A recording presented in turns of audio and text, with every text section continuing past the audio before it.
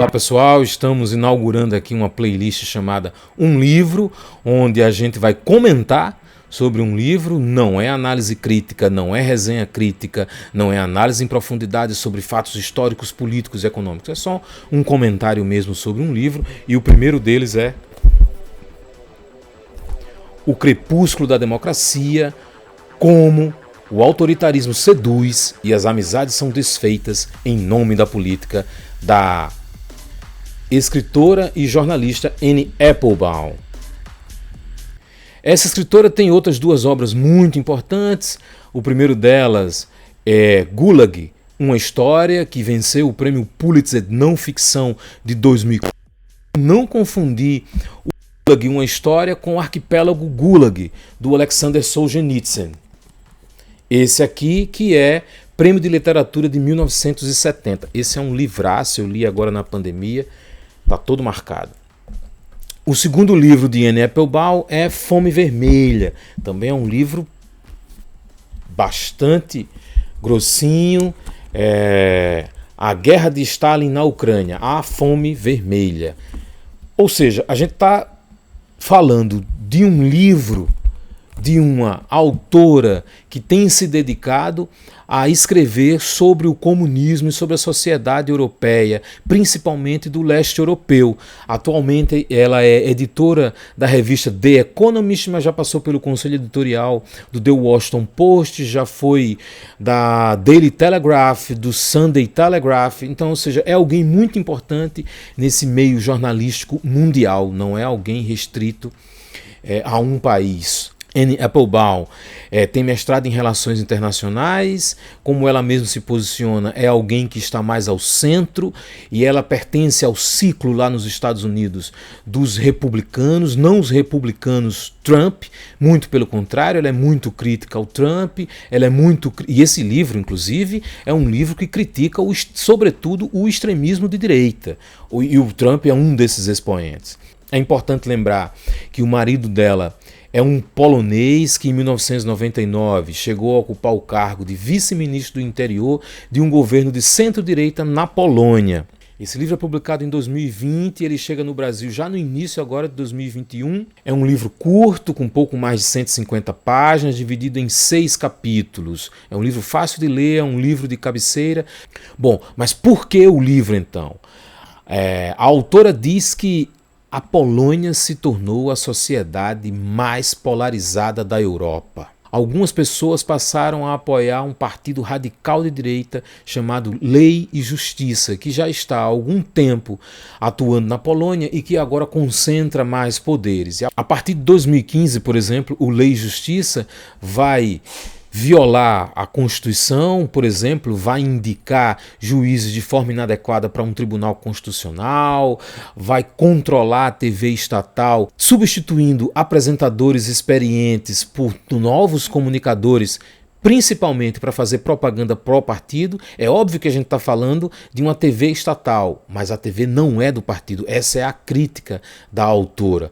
E aí ela vai dizer: o objetivo das mudanças não é fazer com que o governo funcionasse melhor, era torná-lo mais partidário, influenciando decisões, influenciando tribunais. Como todo governo extremista precisa de um inimigo, o primeiro inimigo a ser testado pelo extremismo polonês serão os imigrantes islâmicos. Mas tem um detalhe: é difícil porque na Polônia quase não existe imigrante islâmico. O foco então se volta para os homossexuais. A ideia central do livro é entender como as pessoas apoiam ideias extremas, como as pessoas passam a ser contrárias à noção e à ideia de liberdade. E aí ela faz muitas perguntas, né? Ou pelo menos ela nos leva a fazer muitas perguntas. E uma dessas: o que causa essa transformação? Ou será que alguns dos nossos amigos sempre foram secretamente autoritários? Ou as pessoas com quem brindei em 1999 mudaram de alguma forma nas 2 décadas? Ela vai dizer que o óbvio, né? Não existe resposta simples para isso, mas nas condições certas, qualquer sociedade pode se voltar contra a democracia. Bom, o livro começa já no primeiro capítulo discorrendo, né, sobre a preocupação dos federalistas ao criar o modelo de presidencialismo norte-americano, que a grande preocupação era como criar instituições capazes de proteger a democracia de um líder corrupto. E aí tem uma passagem importante aqui sobre, não especificamente sobre corrupção, mas sobre extremismo. Mais recentemente, Karen Stenner, uma economista comportamental que começou a pesquisar traços de personalidade há 2 décadas, argumentou que 1/3 da população de qualquer país possui o que ela chama de predisposição autoritária. E continua. Dito de modo mais simples, o autoritarismo atrai pessoas que não conseguem tolerar a complexidade. Não há nada intrinsecamente de esquerda ou de direita nesse instinto. Ele é antipluralista, suspeita de pessoas com ideias diferentes. Trata-se de um estado mental, não de um conjunto de ideias. Ou seja, extremistas teriam aí alguma limitação cognitiva. Bom, o primeiro capítulo ela conclui falando que a nova direita americana, a nova direita europeia, não é burkeana, não é conservadora. Essa direita não pretende conservar nem preservar nada, muito pelo contrário, ela é ultranacionalista, ela é reacionária, ela é extremista.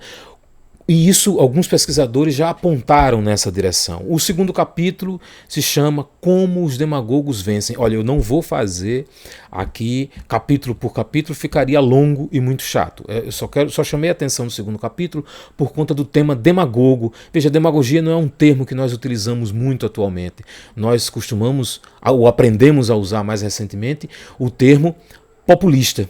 Mas faz todo sentido porque ela começa o segundo capítulo voltando em Aristóteles e Platão. E aí faz todo sentido falar em demagogia, falar nos demagogos. Bom, é nesse ponto que ela vai discorrer, ou pelo menos ela vai apresentar para a gente, o conceito de Estado iliberal, onde líderes chegam ao poder via instituições democráticas e liberais e vão se comportar de forma não democrática, de forma não institucional. Bom, ela diz, um Estado unipartidário, com partido único, muito forte e controlador, cujo modelo foi desenvolvido por Lenin com a Revolução Russa de 1917.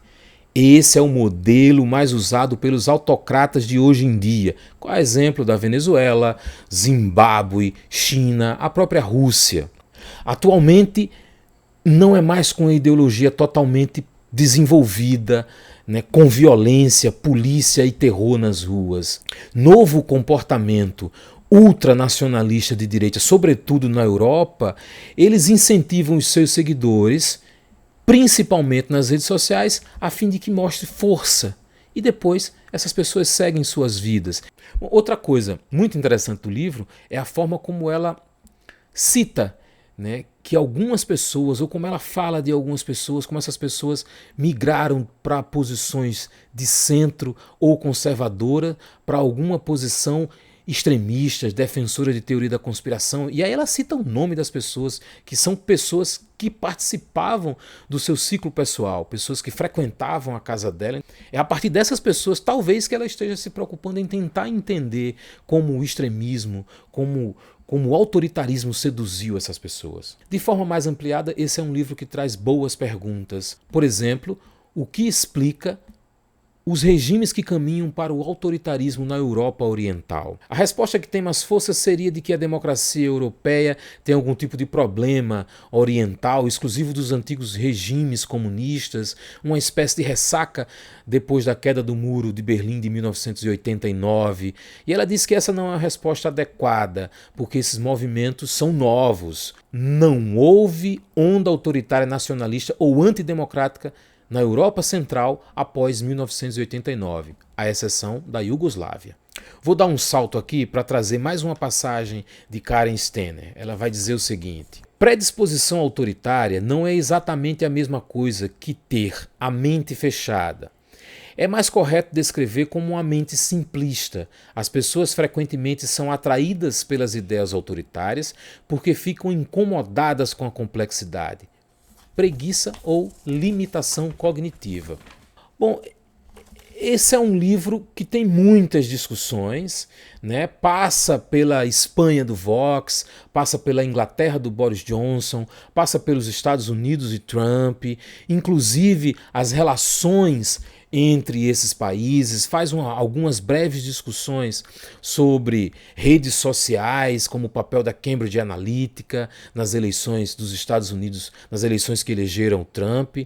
Bom, aí ela faz algumas observações importantes. Ela diz: é possível que estejamos vivendo o crepúsculo da democracia, que nossa civilização já esteja caminhando para a anarquia ou tirania, como temiam os antigos filósofos e fundadores americanos. Que uma nova geração de iliberais e autoritários cheguem ao poder. Bom, esse é um livro que conta histórias particulares de forma mais ampliada, pela visão da autora, tentando chegar a respostas, conectando entrevistas, literatura, pesquisa, opiniões. Isso dá um livro muito bom de ser lido. Eu vou, só para encerrar, eu vou ler aqui uma passagem aqui que ela cita, que eu achei muito importante, muito curioso. E ela diz o seguinte: para alguns, a precariedade do momento atual parece assustadora. E mesmo assim, a incerteza sempre esteve presente. O liberalismo de John Stuart Mill, Thomas Jefferson, Václav Havel jamais prometeu nada permanente. Os freios e contrapesos das democracias constitucionais ocidentais jamais garantiram estabilidade. Eles sempre exigiram certa tolerância pela cacofonia e pelo caos, assim como certa disposição em reagir às pessoas que criam cacofonia e caos. Minha recomendação essencial de leitura é O Crepúsculo da Democracia. Pessoal, até a próxima.